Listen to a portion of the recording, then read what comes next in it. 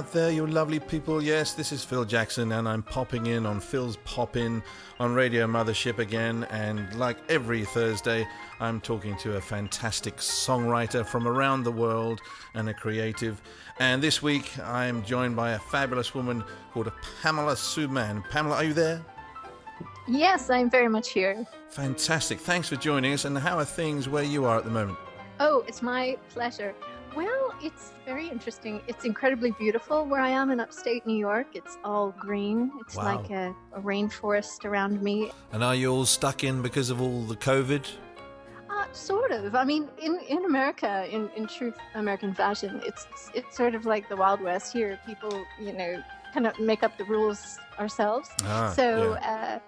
Thankfully, I'm surrounded by a lot of responsible people who, when they go out, they wear masks. It's sort of mandatory, and we keep safe distances.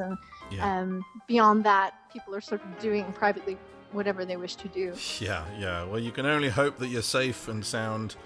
And so you're in fabulous New York Bay. Have you always been in New York? I'm originally from Massachusetts, and I went to Berklee School of Music in Boston, and then headed straight for New York. That is where I met my now husband, Jerry Leonard, great guitarist. Yeah. And we, he had this hankering for the country, so he basically moved us up here. Fabulous. And so you've been doing music for a very long time. From school, you studied it, and what was the first thing that sort of got you making music and doing music? Well, I wrote my first song at 5, and Wow. My mom got me piano lessons, and I never practiced, and my teacher quit on me because she used to come to the house, and I wouldn't practice my scales, but I wrote these little ditties, and I was so proud of them. I would even notate them. And then she was very old-fashioned. She said, "I can't have this," and she left. But she left me with my first song, which I think was about spring and the birdies. Wonderful. Have you still got that? I think I could sing a moment of it. Okay, let's see. A couple of I seconds, can't go. remember all the lyrics. With spring is a lovely time and a very something time. Oh, no, thing, because it rhymes with spring. When you hear the birdies sing, then you really know it's spring. Well, that's a fabulous place to start, because, this is a whole timeline of your life in the song, it seems, right now. So that's wonderful. Okay, so you've been writing from day one, and, some people don't start writing from day one. They learn how to play an instrument first, and they sort of slowly get into writing. But, writing took precedence. You've obviously developed a lot. Yeah, I'm not writing about birdies. Did you start performing straight away? Yes and no. I mean, for me, I was very shy, so I think I was one of those observers, who would just sort of observe and write about it. But then, my mom had me in ballet. Oh, yeah. And dance. And so, and my family, everyone studied a musical instrument. And so we were always performing, the band concerts, and we were lucky enough to have music lessons. And so I took the clarinet and the piano. So I was always involved in performance for these things, as you do. And so I think when you do that as a child, quite young, you sort of bypass the stage fright, because you start doing it so young that you don't even really think about it. But I think my first show was my best friend Kim Poole was taking bass lessons. And the only place where we could actually go and play on a stage was at this country music bar in Massachusetts. Yeah, cool. And they would let us in even though we're underage, because we would just go and get up on stage and play a song. So I think we had this, very embarrassing, we had this band called Kanga, because we loved Australia. So it was 3 of us, and we got to play. And then there was an Elks Club memory or something. I don't know how that happened, but somehow I think I got up to sing with someone my father knew. I sang a song, and I remember having slight laryngitis. I think that was actually stage fright. Lots of great memories there, and obviously you started in quite a sort of classic sort of way of writing, I'm guessing, and in a slightly more rural setting. I've only known you for the past year, and I hear all these crazy wild influences. Disparate. Could you describe in words what your music is like? We're going to hear a bit in a moment. Oh, thank you. No. Yeah, I hopefully I can do this for you. Let's see. Because the influences are varied. I mean, anywhere from, Indian music or classical music or poets and writers. The fiction I draw from is from a wide range of things. And then, of course, life experience and love plays a part of it, because I'm just a hopeless romantic in my head. I think my writing draws from sort of an old style, old English, not old English, but an old style of writing, like Baudelaire or writers Yeah. of that time. So I think there's a bit of a romantic bent, and I was Okay. always drawn to things English, Oh, and nice. Yeah. yeah, Irish and Welsh and Scottish, and so unlike my own American Jewish New York, upbringing. So I think it's a mixture of that, and I always loved when I first heard my first synth bands like Kraftwerk, and coming out of that time where there's so much but simple, beautiful keyboard melodies. So I also sort of create parts that are sort of the keyboard melody synth, where it's its own voice. And then also, in Berkeley and growing up in America, there's a lot of old jazz standard, blues and cool jazz influence. Yeah. So it's kind of, drawing from these very disparate places. As every artist has their own lens coming through my own little strange filter. That's what you get.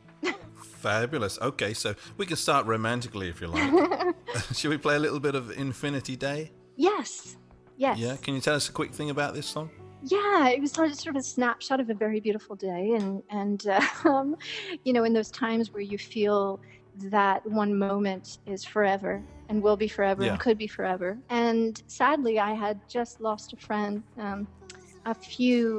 year or two, and lost my mom like a little bit before the songs, thank you, poured out. So I think there was a lot of that sort of in the psyche and in my subconscious. But it's sort of a picture, a snapshot of a perfect day. And then I won't give away the chorus yet. Okay. Well, let's hear a little bit of Infinity Day by Pamela Sue Mann. Merry daylight, I catch my breath barely. I stay right here in the kiss, beside a screaming lady, on a busy street. The city's breathing, and in the glassy sea, a small world's living.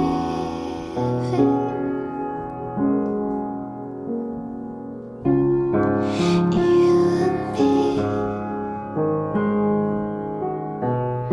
infinity, infinity.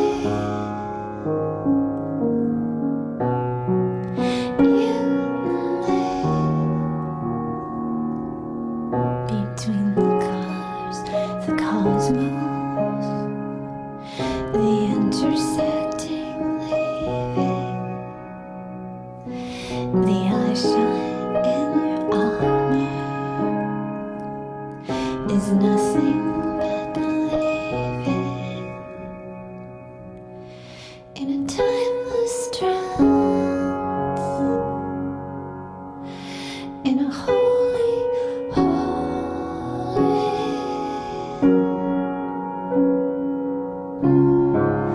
You and me, infinity, infinity. You and me, you and me, infinity, infinity.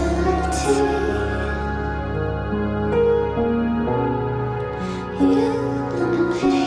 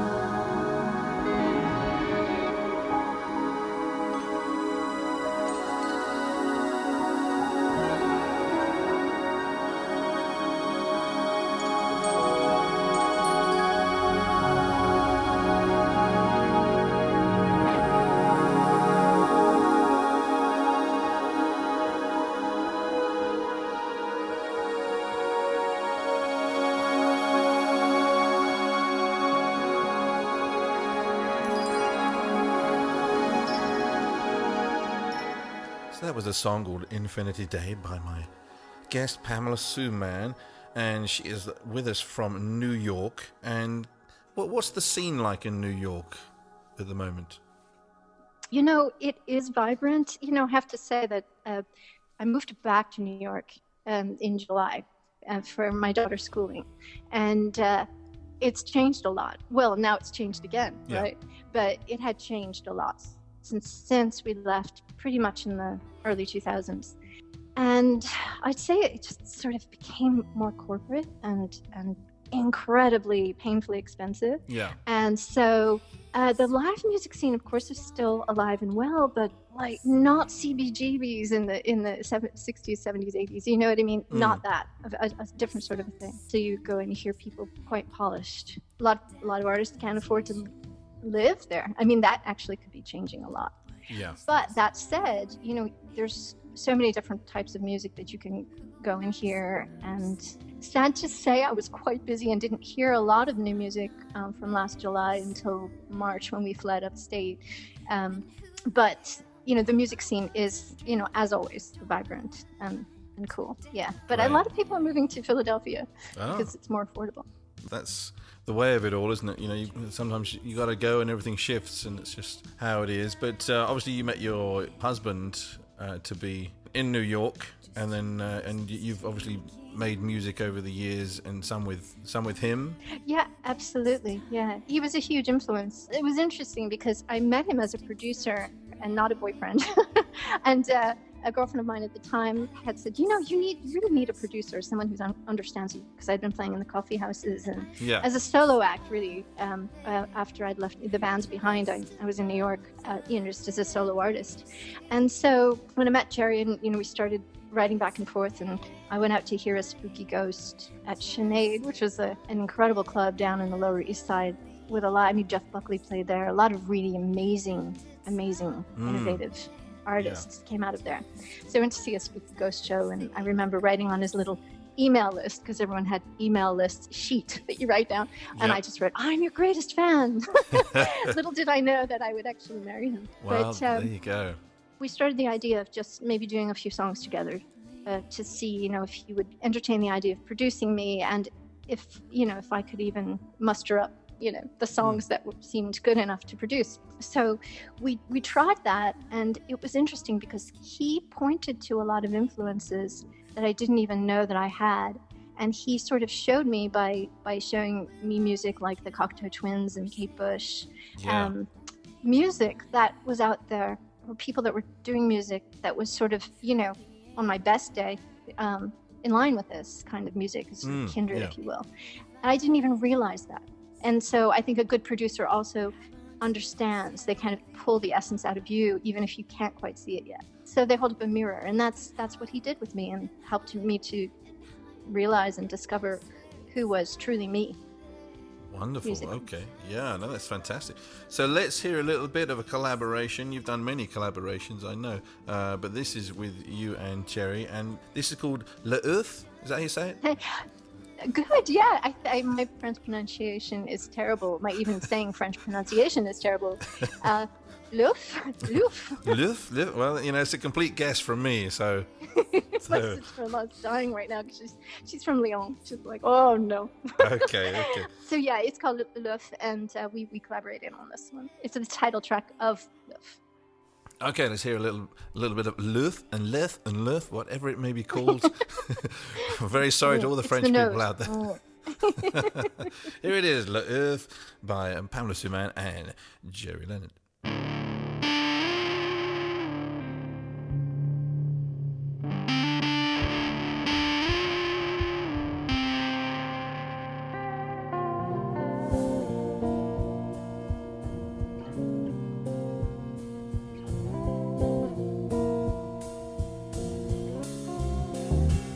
He writes her letters. He sings her songs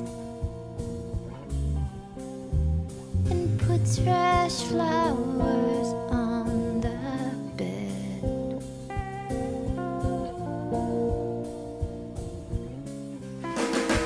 He holds her tight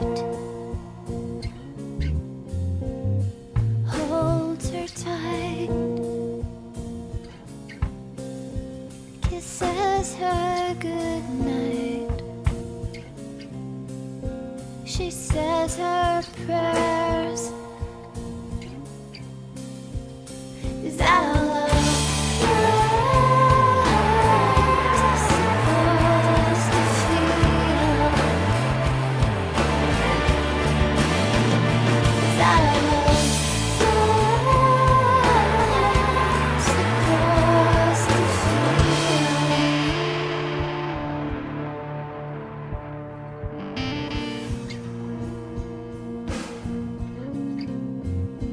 And she not living, and she not dead.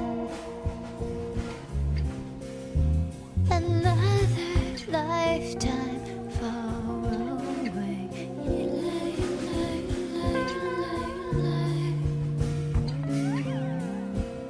Is that our love supposed to feel?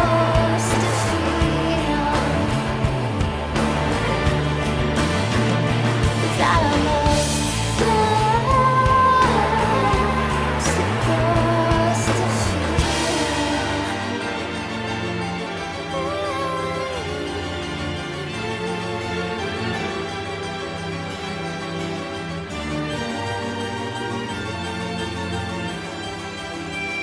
Is that our love supposed to feel?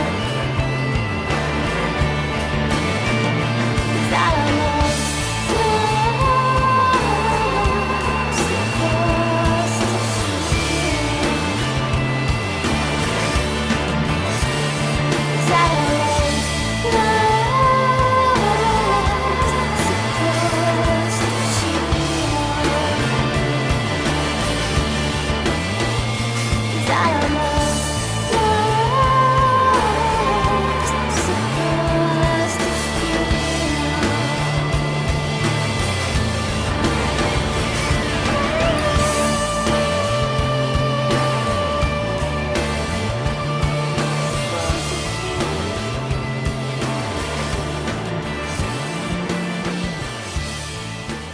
So that was the wonderful L'Earth by my guest Pamela Mann. I'm sure I'm still saying that wrong, but that doesn't matter, does it now? So I like the way you say it. well, thank you very much. A very English translation. Yeah, so that was a collaboration with your husband, Jerry Leonard. But you've collaborated with lots and lots of people through the years, by the looks of it, and your songs have been played on different outlets, on films, and all kinds of things like that. Can you tell us a little bit about that? Yeah, well, actually, right now, I think some of my music's being played and some BBC stations, but I'm not really sure. I just get reports. I've got a new album out, and so it's getting some airplay. But I've got actually a project with the wonderful and beautiful and talented Donna Lewis. She had that song, I Love You Always Forever. I asked her if she'd be part of this project that I was doing called Revenant. Skip forward and then backwards. Skipping forward, we've got our release out there through 1RPM right now, and I think we're starting to get some radio airplay with a song called, there are 4 songs, but the EP is called Post-Apocalyptic Lullaby, and that song is Beautiful Sun. Jerry had worked with Donna on I Love You Always Forever, and our friend Kevin Killen mixed the record, and this was years before I actually had met Jerry or Donna. A very quick, funny story. I toured with a band called The Real McCoy when I went to New York. It was my first sort of professional gig after Berkeley, and they were on Arista Records, and so I literally got the gig on the phone. I literally got the tour on the phone. It was a friend of mine, another keyboardist who went to Berkeley, and he said, "You'd be perfect. You could be the second keyboardist." I said, "Great." So I got the job. We toured. We did TV, and I thought that's just the way it happens. Yeah. So then, after that tour ended, I got another call from this guitarist Andy, who said, "Hey, I got you the gig. Somebody wants you for the gig for Donna Lewis." And I was like, "What?" So I thought, "Oh, another tour on the phone. Great, perfect." I tracked down the phone number I was supposed to call, and they knew nothing about it. I have no idea where this information came, but it was completely wrong. Right. So I managed to get the manager's number, sent them a demo, and I was slated for one of the audition spots. And they gave it to David Sanchez, who played with Sting, who was incredible, and I never even had a shot at auditioning. Cut to several years later, I'm going out with Jerry. We're on a motorcycle. We rode up to Woodstock. And who do we see at this fabulous coffee shop called Bread Alone but Donna Lewis? And they knew each other. And so I told her and her husband, Martin, who was doing managing with her as well. And we were just all having such a laugh about it. It turns out I was working on a project called Revenant, which is basically a conceptual album with the music of David Carbonara, who did the music for Mad Men. I basically took his songs and re-looped them and reimagined them, the songs from his various film and TV work, and then put together this project from the perspective of the non-living. That became Revenant. So Donna and I got together and we collaborated on this piece called All, which wound up becoming part of this project. And that was our first writing together. Should we play a track from you guys then? Yeah, if you want to start with the Queentown track. Okay, fantastic. So this is Queentown from Pamela Sue Mann and Donna Lewis? Yes, and the song is Beautiful Sun / Post-Apocalyptic Lullaby. Wow, okay. Here it is, folks. And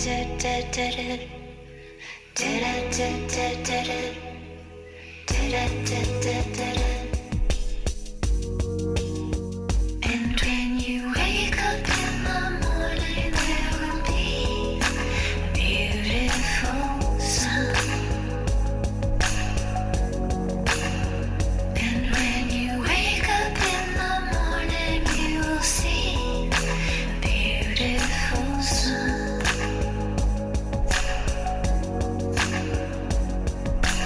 Good night, my love, sleep tight.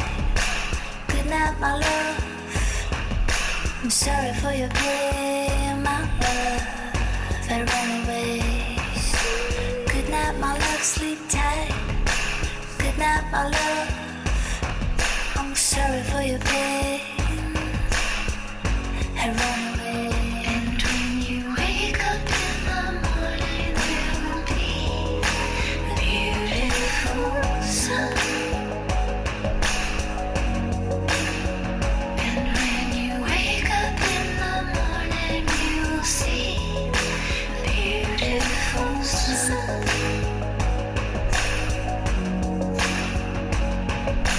He's not the one I thought he was. He played with fire and burned the house down. He ran away. He ran away.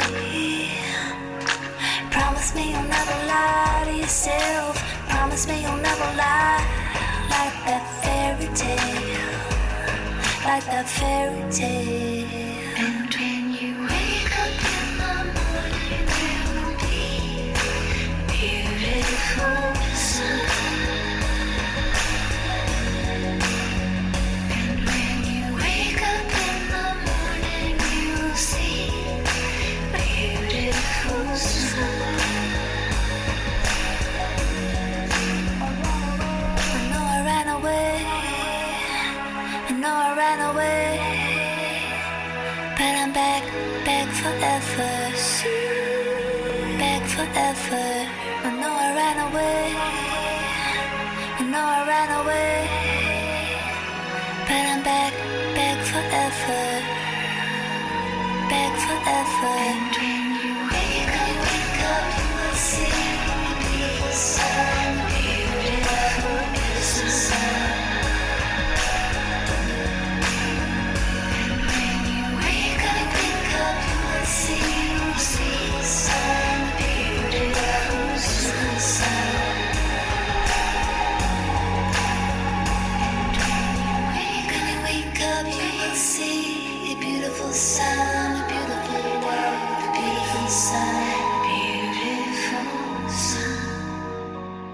That was Queentown, and you were saying about the third queen in this equation.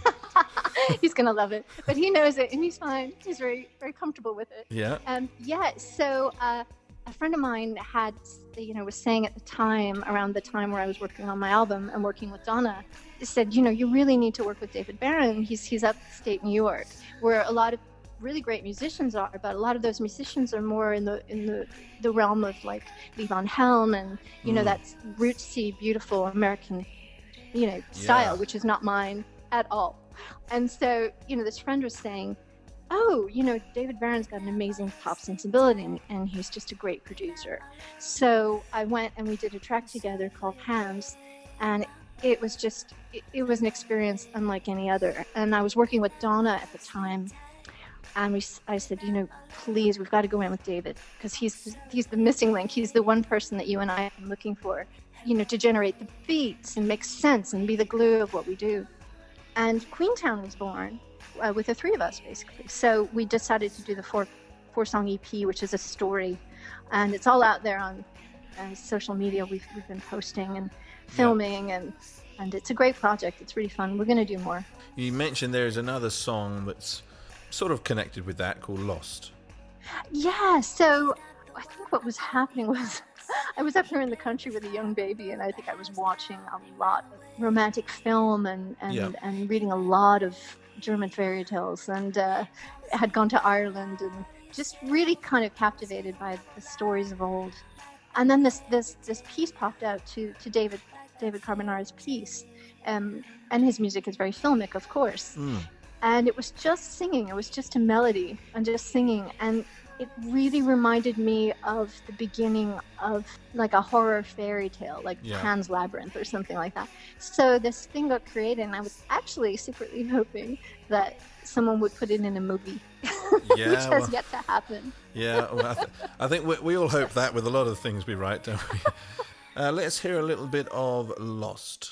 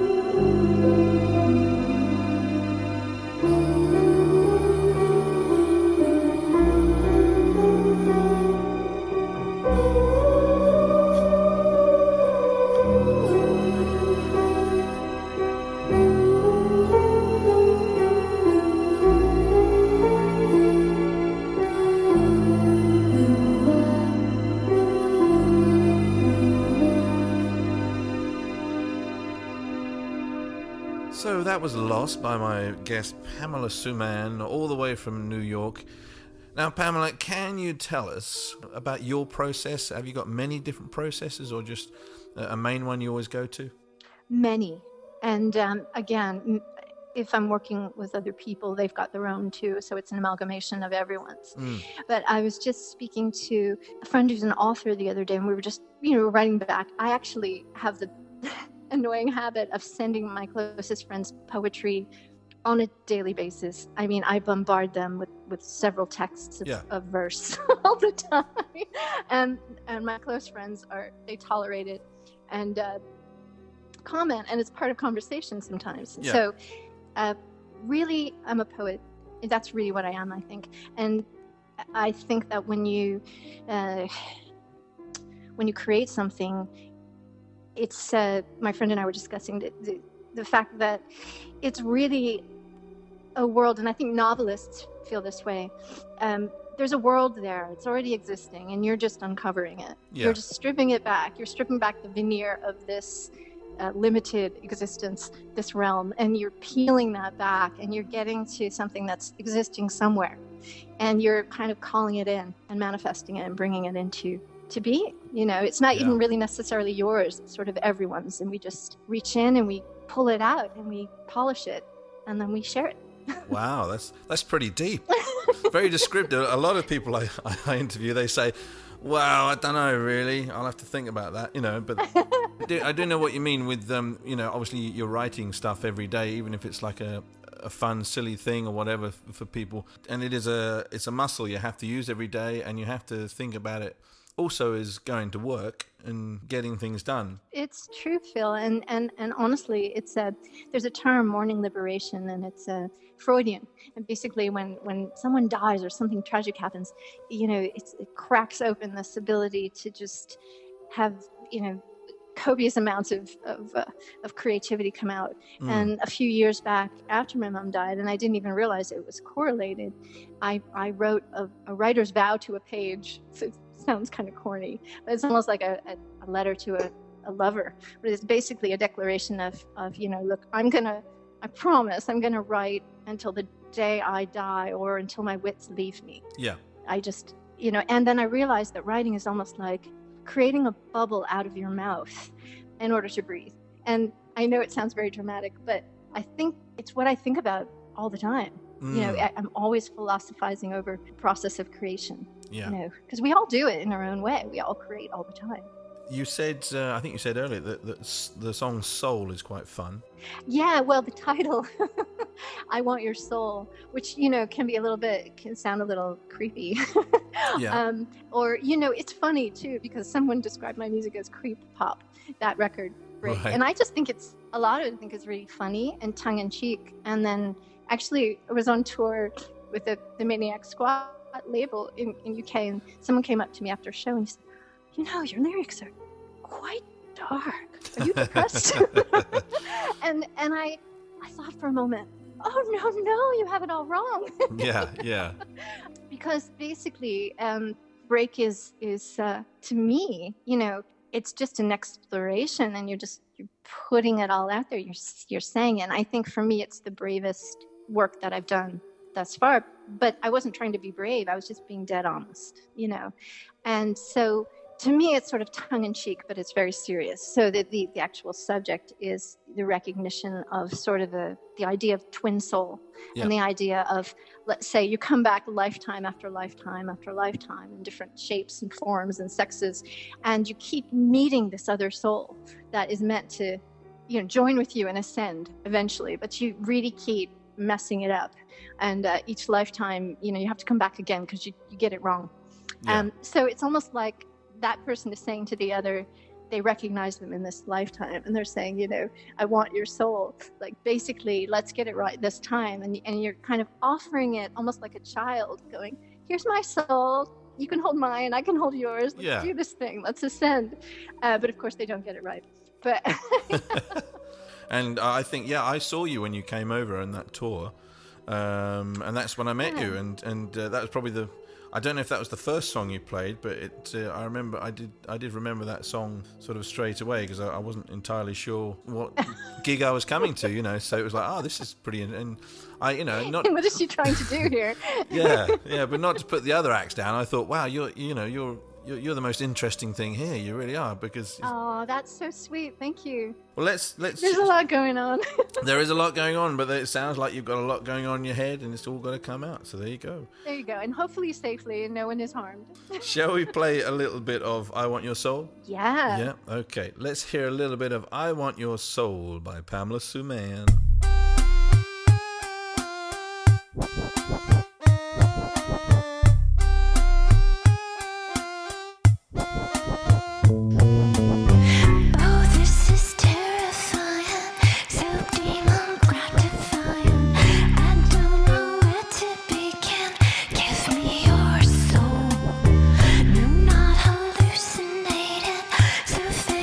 Fascinating, but a lifetime's waxing weight.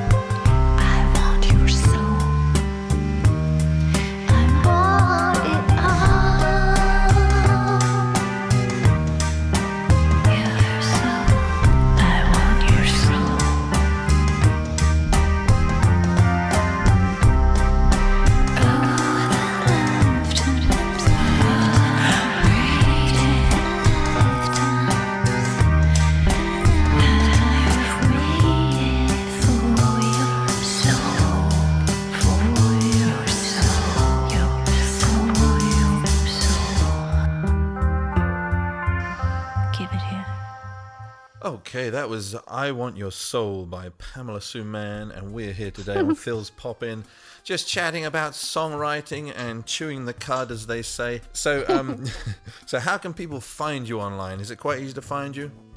I don't know. You don't know? I think so.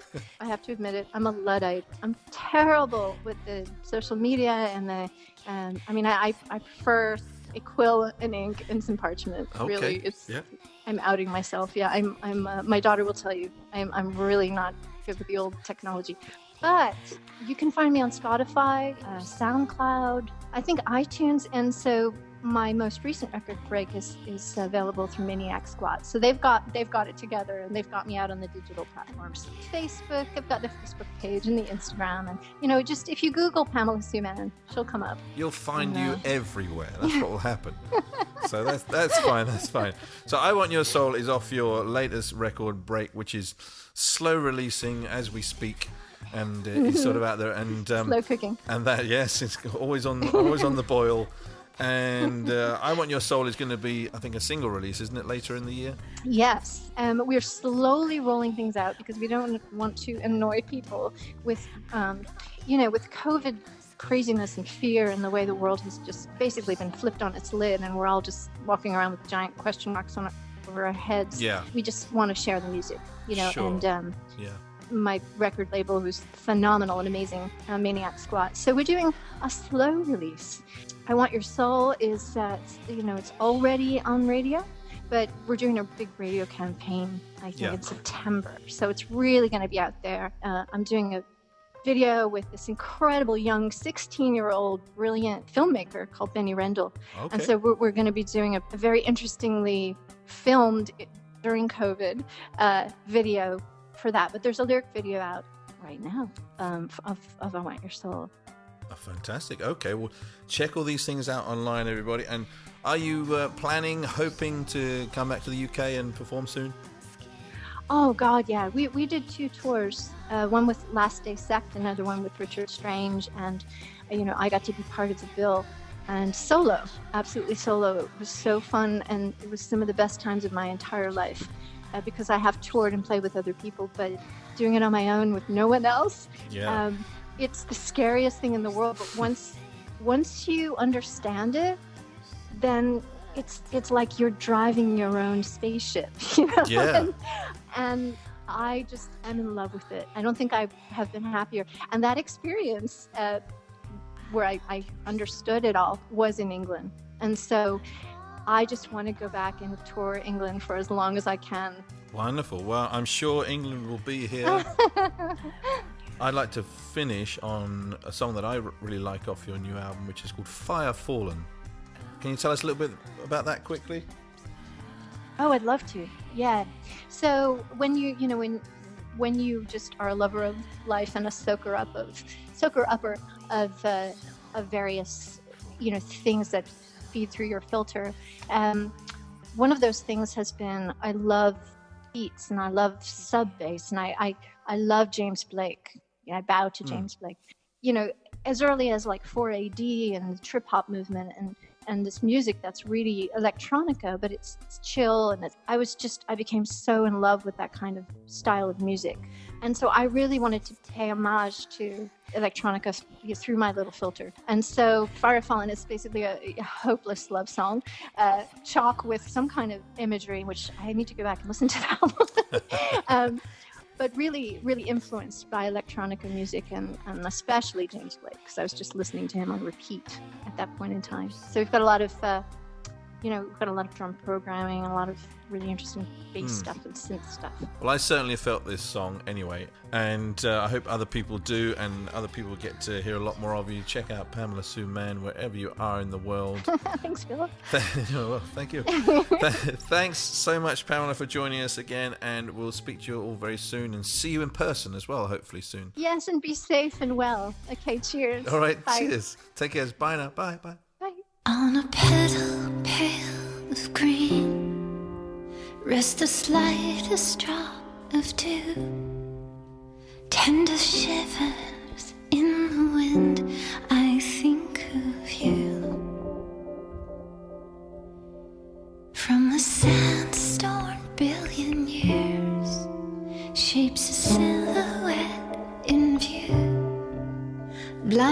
densely in the light, I think of you. You.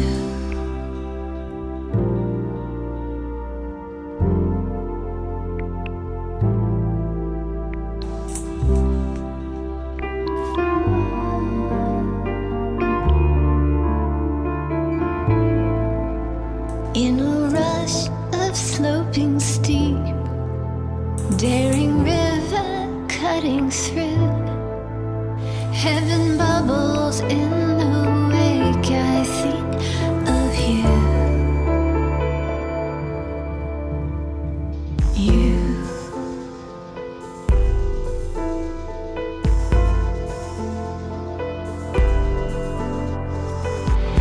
Like a waterfall,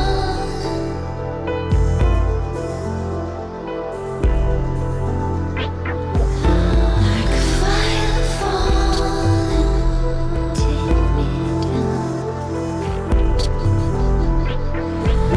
Like a fire falling, when the sun has nearly set and it's slipping out of view. Color bursts, a final